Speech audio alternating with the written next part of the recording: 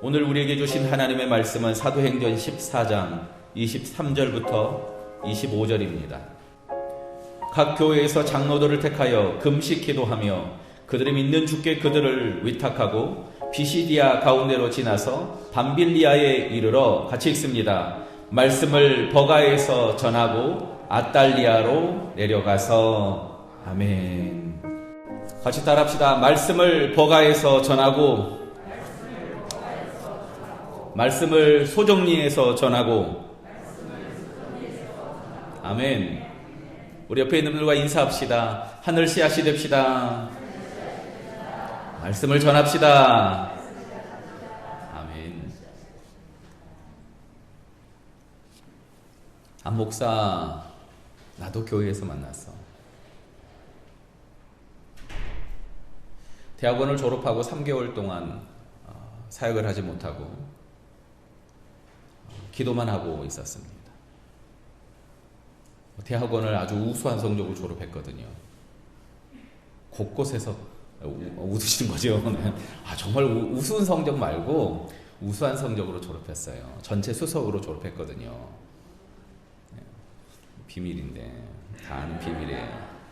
아니 자랑이 아니고 아무튼 그래서 당연히 잘 풀릴 줄 알고 졸업하면은 뭔가 탄탄대로가 열릴 줄 알았더니 탄탄대로가 뭐예요? 사역할 곳이 없어서 3개월 동안 손가락 빨고 있고 열심히 기도하는데 잘 연결이 안 되는데 우연히 한 분을 만나고 그리고 그분이 소개해 준 교회에 가서 사역하게 됐어요.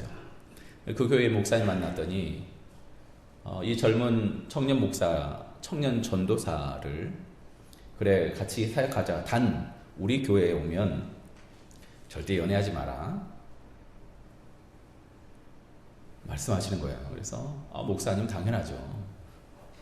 제가 여기서 연애 안 하겠습니다. 만약 연애하면 제가 교회 그만 다니겠습니다. 그랬어요.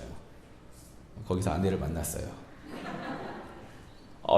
근데 이제 문제는 좋아갖고 아내를 볼 때가 아니라 정신이 드는 거예요. 왜냐하면 이제 목사님한테 말해야 될 거 아니에요. 근데 목사님한테 말하면 뭐라고 해야 돼요? 교회 그만 다니겠습니다 해야 되잖아요. 그래서 고민하다가 숨겨서 뭐 해요. 목사님한테 말해야겠다 싶어서 목사님 드릴 말씀이 있어요. 그랬더니 목사님 웃어요. 그때는 안전도사 누구야? 그러는 거예요. 말도 안 했는데 목사님이 이미 알고 계시더라고요. 네, 정 선생입니다. 그랬더니 안 목사 나도 교회에서 만났어. 저는 이제 교회 그만둬야 된다고 생각하고 얼마나 가슴 졸이면서 얘기했는데 안 목사 나도 교회에서 만났어. 그리고 나서 이제 선교사로 가기 전까지 마저 그 교회에서 사역을 마치고 움직였습니다. 사실 그 젊은 전도사였던 저한테 교회에서는 절대 연애하면 안 돼라는 마음이 원래 있었어요. 왜냐하면 교회에서 이렇게 보니까 둘이 연애할 때는 좋아요. 헤어지면 어떻게 돼요? 헤어지면 둘 중에 한 명이 교회를 나가든가 둘 다 나가든가 그래요. 그래서 이거 안 되겠더라고요. 그래서 교회에서 절대 연애하지 말자 그랬는데 제가 그렇게 하고 보니까 참 얼마나 속 좁은 생각이었는지. 그래서 교회에서 연애를 적극 장려한다 생각해보면은 교회에서만큼 확실한 게 어디 있어요? 청소년 시기에도 알았죠. 20년 전에도 알았죠. 지금도 알죠. 얼마나 좋아요. 그래도 연애하냐? 그럼 대단한 거 아니에요? 그래서 그 전에 사역하던 교회가 청년들이 한 100명 정도 됐는데 한 3, 40명이 결혼했어요. 그 안에서. 큰 거예요. 지지난주에도 한 명 결혼했고요. 그리고 다음 주에도 한 명 결혼한대요. 그래서 제주도로 주례하러 오래요. 44살 아가씨가 저한테 얼마나 제 생각이 짧았는지 연애도 연애지만 그 사역을 기다리는 3개월 동안 피말리는 시간 보내면서 얼마나 하나님 앞에 기도했는지 모릅니다. 덕분에 사역의 문이 열릴 뿐만 아니라 결혼의 문이 열렸어요. 인생이 때로는 우리가 생각지도 않은 방향으로, 아니 생각대로 잘 안 될 때가 있습니다. 원하지 않는 길로, 광야길로 가야 할 때가 있습니다. 그게 어찌 우리들만의 인생의 이야기입니까? 오늘 여기 우리가 읽고 있는 사도 바울의 인생도 마찬가지입니다. 오늘 여기 사도행전 14장 23절부터 25절까지 옮기고 또 옮기고 있는 여기까지, 사실 바울이 그냥 쉽게 그냥 옮기는 일들이 한 번도 없습니다. 사도행전 13장에서 교회 파송을 받고 거기서부터 시작해서 바울은 수많은 박해와 어려움들을 당합니다. 처음 들어보는 복음을 전한다고 감옥에 투옥되기도 하고, 돌에 맞기도 하고, 죽을 뻔하기도 하고, 병에 걸려서 멈춰야 될 때도 있었습니다. 특별히 갈라디아서를 보면은요, 처음으로 엉뚱한 곳에 가서 복음을 전하는 사건이 나오는데, 바울의 질병으로 말미암아 바울이 멈추게 되고, 바로 그곳에서부터 바울의 전도의 본격적인 여정이 시작됨을 알 수 있습니다. 갈라디아서는 바울이 쓴 제일 처음 편지거든요. 제일 처음 편지에 잘해서 쓴 줄 알았는데 그게 아니라, 나의 약함으로 말미암아 내가 너희한테 복음을 전했다.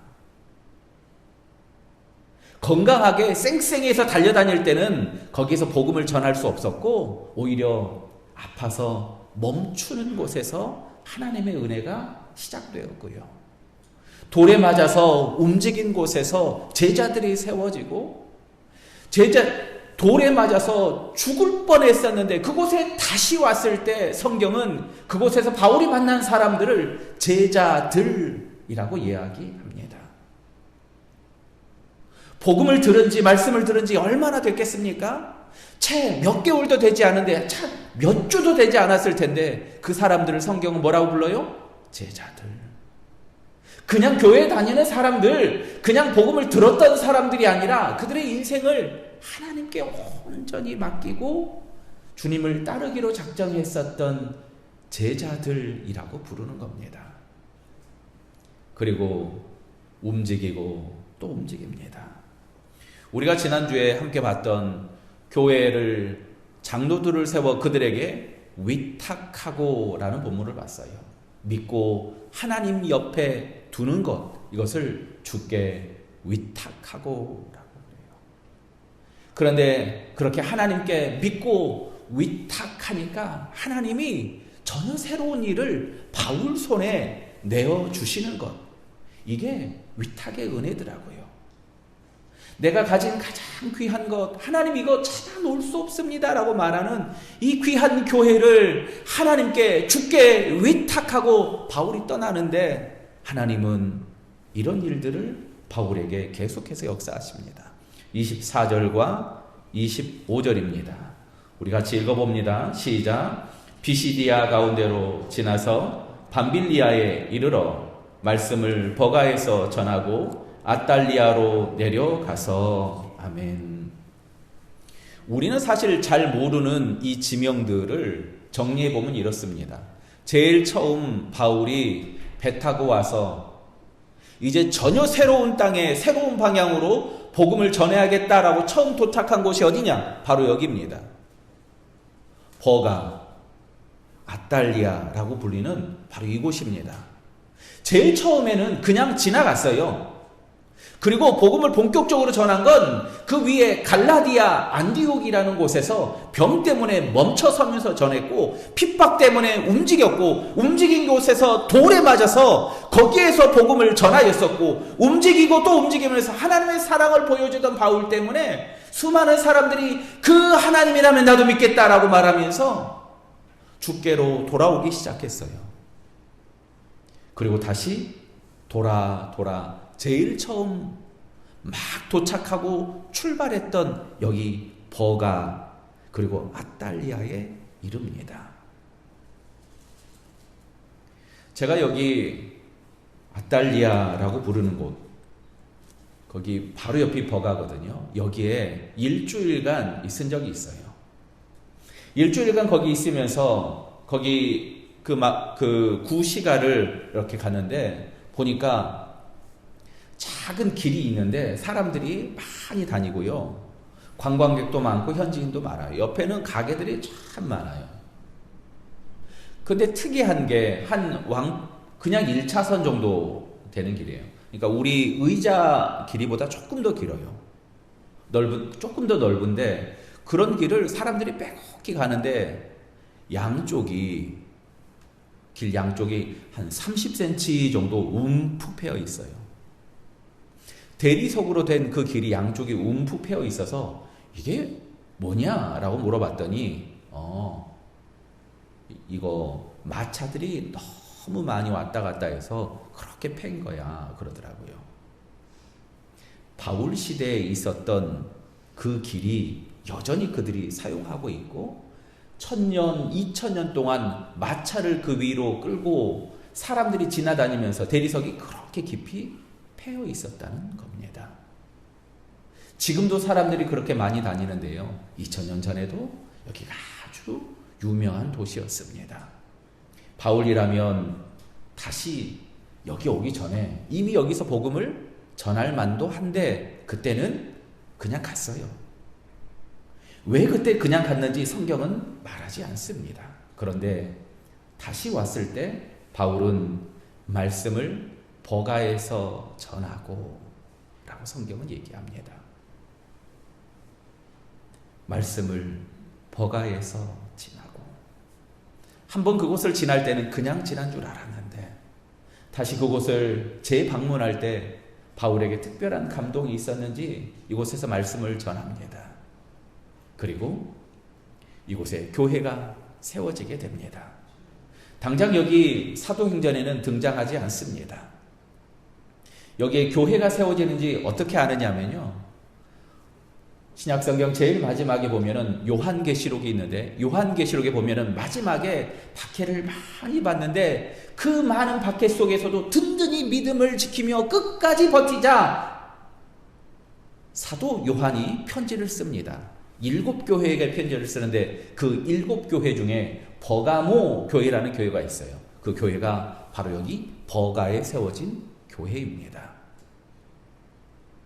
그냥 단순히 바울이 말씀을 버가에서 지나고 한 절도 안 되는 이 짧은 구절이지만 다시 그곳에 갔을 때 하나님께서 바울의 그 입술을 통하여서 선포된 말씀이 나중에 얼마나 놀라운 교회를 이루어가고 심지어는 마지막 때까지 든든히 세워지는 7교회 중에 기둥 같은 교회 중에 한 교회가 되는 겁니다. 버가모 교회의 사자에게 편지하노라. 좌우에 날성검을 가지시니가 이르시되 내가 어디에 사는지를 내가 아노라. 이게 요한계시록에 나온 버가모 교회를 향한 이 버가에 세워진 교회를 향한 하나님의 말씀이었습니다. 내가 어디에 사는지 아노라. 바울이 그저 지났었던 곳, 그런데 두 번째 지날 때 그곳에서 말씀을 전하고 그냥 허투루 그냥 지나버리는 것이 아니라 아이고 그냥 또 지나는가 보다 하고 그냥 허투루 지나가는 인생이 아니라 하나님이 주신 그 기회를 처음에는 그냥 놓쳤었는데 두 번째 주의 말씀을 전할 때 교회가 세워지게 되었던 겁니다. 하나님 안에서 그냥 지나는 길은 없습니다. 하나님 하시는 일이 때로는 우리가 이해가 되지 않기도 하고요. 하나님 여기 이미 지났잖아요. 처음에 그냥 별 볼 일 없이 지났는데 하나님이 다시 만나게 하실 때 그곳에서 바울은 그저 주어진 대로 버가에서 말씀을 전하고 있었던 겁니다. 왜 그냥 다시 지나게 하셨는지 우리는 다 알 필요도 없더라고요. 바울이 걷는 길을 보면 그렇습니다. 전혀 의심 없이 보내주신 곳에서 하루하루 말씀을 전하고 쫓겨난 곳에서 또 말씀을 전하고 움직인 곳에서 또 말씀을 전하고 질병 때문에 멈추면 멈춘 데서 하나님의 사람으로 살아가고, 박해 때문에 도망친 곳에서 그곳에서 하나님의 사람으로 살아가고, 돌에 맞아 죽을 뻔한 곳에서 그곳에서 툭툭 털고 다시 복음을 들고 일어나고. 사랑하는 성도 여러분, 우리 인생길이 우리가 기도하는 대로, 우리가 뜻하는 대로 항상 그렇게만 갑니까? 가정예배를 드리며 시편을 읽는데 시편에 아주 흉악한 말들이 많이 나옵니다. 원수를 죽여주세요, 뭐 이런 얘기가 나와요. 그래서 제 딸이 그런 얘기를 합니다. 아빠, 이런 내용이 시편에 나와, 성경에 나와? 원수들을 사랑하라고 그랬는데 원수를 죽여달래. 그런데 사실 이런 이야기가 시편에 있는 것 자체, 그거 자체가 놀랍지 않습니까? 하나님 앞에 가는 사람이 우리가 생각할 때는 좋은 말, 좋은 이야기만 하나님 앞에 해야 될 것 같지만 그게 아니더라는 겁니다. 어려운 마음, 속상한 마음, 원통한 마음을 들고 하나님 앞에 매일 그저 나가는 겁니다. 그리고 그 많은 마음들을 주님 앞에 그야말로 다 쏟아놓는 겁니다. 토설하다. 성경은 그렇게도 표현합니다. 그야말로 우리의 그 더러운 마음들을 하나님 앞에 다 내어놓는 책이 시편이더라고요. 바꿔 말하면 뭐냐면요, 인생이 내 마음대로 안 되고 억울하고 원통한 일이 있고, 심지어 저 사람을 사랑하고 싶습니다도 아니고 저놈 때문에 미치겠습니다라는 이 답답함이 있을지라도 이 마음을 들고 어디로 가요? 주님께로 나아갈 때 그 토해놓는 마음이 찬양이 되고 기도가 되는 겁니다. 우리 인생이 어디로 가고 있습니까? 이해가 될 때 감사하며 그 길을 걷고, 이해가 되지 않을 때 기도하며 주님께로 걸어가는 인생. 어쩌면 어제는 그냥 지나치고 한 달 전에는 그냥 지나쳤지만 하나님께서 다시 살게 하신 오늘을 말씀을 버가해서 전하고, 그곳에서 무슨 일이 일어날지 모르지만 하나님이 다시 만나게 한 그곳에서 말씀을 버가해서 전하고, 하나님이 왜 여러분에게 오늘을 살게 하셨습니까? 왜 하나님이 오늘 이 땅에서 여러분을 숨쉬게 하십니까? 제가 주중에 광주에 다녀왔어요. 동생을 만나려고 광주에 갔다 왔습니다. 사실 동생이랑 저는 가끔 설교 시간에 이야기하니까 엄청 친한 것 같지만, 동생이랑 저는 1년에 2번 정도 통화해요. 통화 내용은 성아유 이번에 내려오냐? 이게 무슨 말이냐면 명절 전에 형 이번에 내려와? 이거예요. 내려가. 이게 끝이에요. 그런데 동생 만나러 주중에 갔다 왔어요. 왜 그러냐면 조카가 있는데 딸이 중학교 3학년이에요. 이혼하고 나서 참 어려운 시간을 많이 겪었어요. 일을 하기는 해야 되겠고 아이 둘 다 키우는 게 힘들어서 첫째 딸 중학교 3학년인 큰애를 엄마한테 보냈어요. 목포에 있는. 근데 가출을 한 겁니다. 그래서 온 전라도를 다 이잡듯이 잡아왔어요. 또 가출했어요.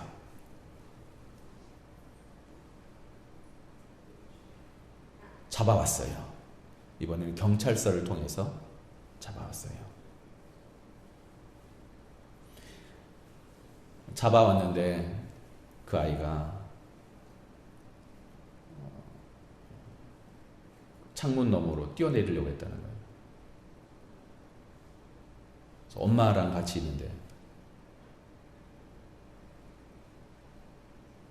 그 얘기를 하면서 동생이 폭폭 울어요.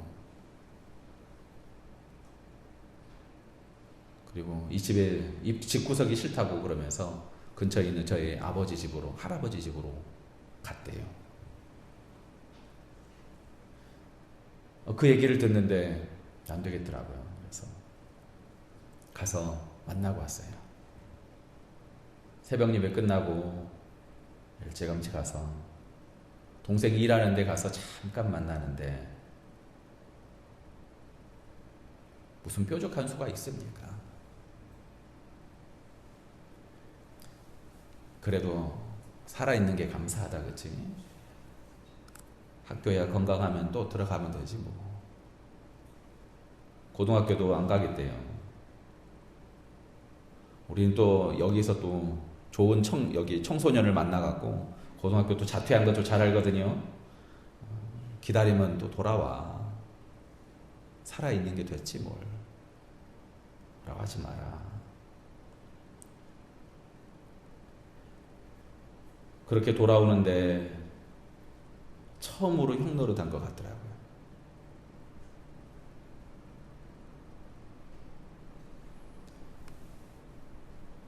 나중에 돌아와서 동생한테 연락이 왔어요. 성아요. 그래서 꼭 저한테 성아라고 불러요. 성아요. 그래서 집 나갔어? 그러더라고요. 아는 언니 집이 있는데 그 집에서 살겠다고 나갔대요. 아, 그래도 어디 간 줄은 안 해. 다행이다.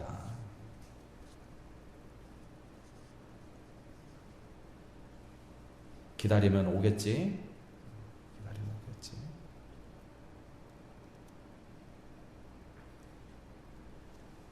기다리려고 그러더라고요.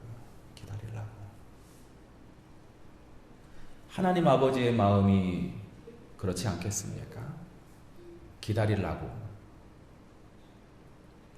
우리 인생이 우리의 뜻대로 되지 않는다고 마음껏 도망가고 내 마음대로 움직이고,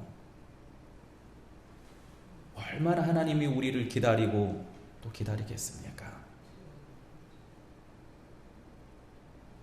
이미 지났던 길, 다시 그 도시에 도착했던 바울이 그 시간을 그냥 보내지 않습니다. 아, 여기 그냥 처음 실패한 데야. 그냥 아우, 성경이 쓰기도 되게 부끄러운 데야 라고 말할 만하지만 말씀을 버가에서 전하고, 지금 당장 못하면 어떻습니까? 다음에 기회 되면 또 가게 되면 그때 하면 되지요. 바울은 인생의 주관자이신 하나님을 믿기에 아플 때 거기 멈춰서 여전히 놀라운 하나님의 은혜를 전하고, 도망치고 또 쫓겨다니지만 그곳에서 놀라운 주님의 은혜를 전하고 있는 겁니다. 마치 토기장이가 그릇 만들 때 어떻게 해요? 때리고 치고 밟고 넓히고 그 많은 과정을 통하여서 좋은 그릇을 만드는 것처럼 바울의 인생의 주인이신 하나님을 믿기에 가는 곳마다, 맡겨준 시간들마다 그냥 보내지 않고 그곳에서 주님의 사명을 감당하고 있는 거 아닙니까? 우리는 예배 시간마다 고백합니다. 사도신경으로. 그 처음이 뭡니까? 나는 전능하신 아버지 하나님, 천지의 창조주를 믿습니다. 같이 해봅시다. 나는 아버지 하나님, 천지의 창조주를 믿습니다.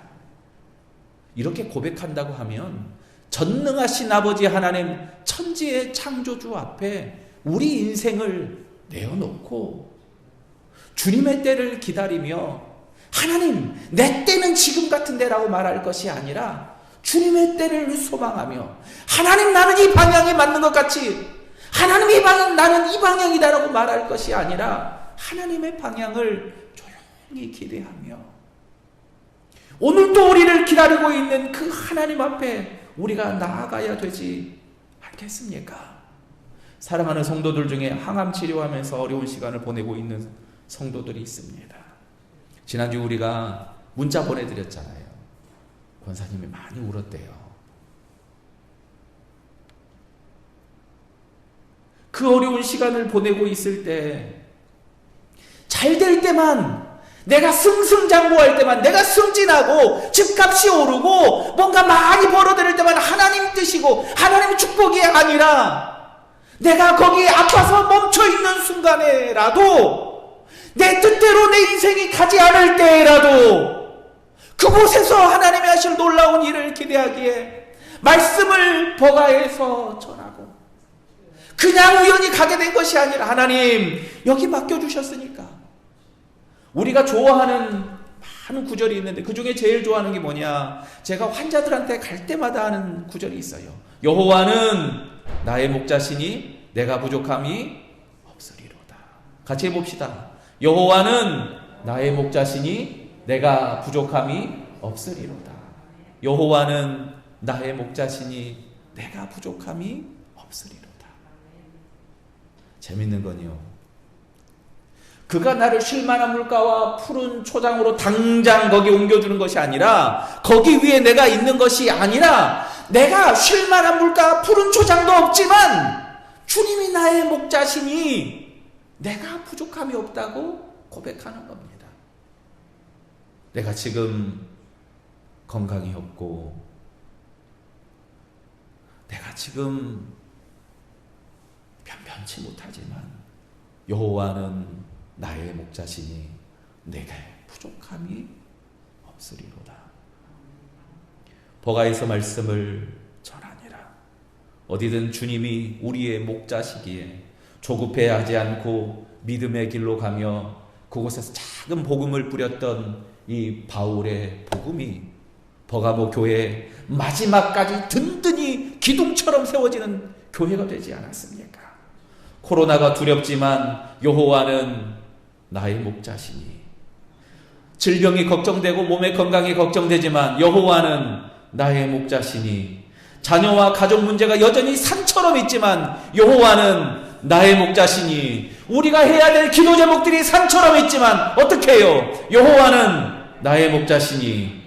버가에서 전한 말씀으로 마지막 때 버가모 교회, 그 든든한 주님의 교회가 세워지는 것처럼 지금 믿음으로 보내주신, 하나님께서 보내주신 이 시대, 이 때를 우리가 버가에서 말씀을 전하던 바울의 그 심정으로 살아가야 되지 않겠습니까?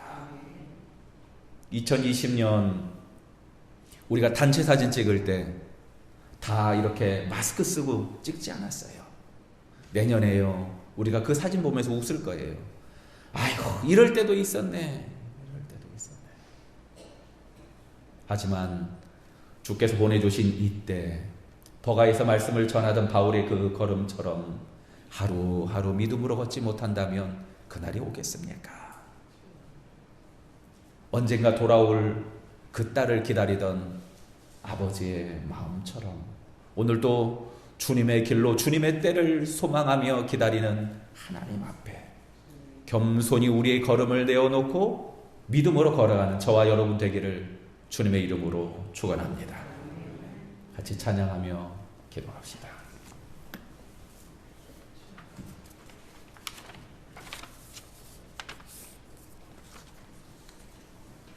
괴로울 때 주님의 얼굴 보라. 찬양합시다.